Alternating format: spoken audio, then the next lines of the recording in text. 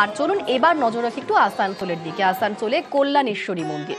কালী পুজোর রাতে কাশীপুর রাজবাড়ি থেকে নৈবেদ্য আসে কল্যাণেশ্বরীতে। আর এই মন্দিরে কিন্তু মূর্তি পুজো হয় না, মন্দিরে রয়েছে শ্যামারূপার রত্নখচিত মূর্তি।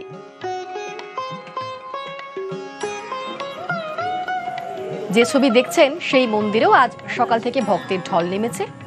রাত যত বাড়বে তত আরো ভক্তর ঢল বাড়বে। আমাদের সঙ্গে এই মুহূর্তে সরাসরি রয়েছেন প্রতিনিধি দীপক।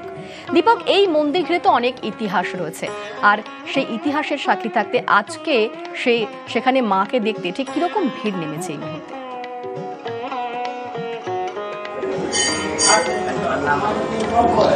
দেখো, একেবারেই 9 শতাব্দী প্রাচীন এই মা কল্যাণেশ্বরী মন্দির। এই মন্দিরের অনেকই গল্পগাথা আছে, কিন্তু এইখানে মা বিরাজমান আছেন শ্যামারূপা রূপে এবং ইতিহাস সাক্ষী আছে কি এই মন্দিরে সন্ধ্যা আরতি দিনে হতো। কারণ ছিল, একসময় ছিল এই মন্দিরে চারিপাশে বাঘের ভয় ছিল, সেই বাঘের ভয়ে সন্ধ্যা আরতি দিনে হতো। কিন্তু এই যে কালী পুজোর রাত, সেই কালী পুজোর রাতে আজকের রাত্রে মন্দির খোলা থাকে এবং সেই পরম্পরা মেনেই আজও রাত্রে মা কালীর পুজো হয়। শ্যামারূপে মা বিরাজমান করেছেন এই মন্দিরে এবং আজকে পুজো হয়। এবং এই পুজো দেখতে কিন্তু একদিকে যেমন বাংলার বহু বিভিন্ন জেলার প্রান্তের মানুষরা ভিড় জমায়, ঠিক তেমনি পাশের রাজ্য ঝাড়খণ্ডেরও বহু মানুষ এই মন্দিরে আগমন হয় এবং কাশীপুরের রাজার রাজবাড়ি থেকে ভোগ আসে, তারপরে মন্দিরে পুজো শুরু হয়। এবং যে মন্দিরের আজকের দিনে কিন্তু বিশেষ একটি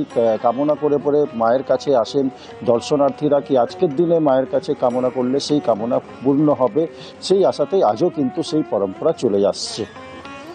একেবারে ধন্যবাদ তোমায়।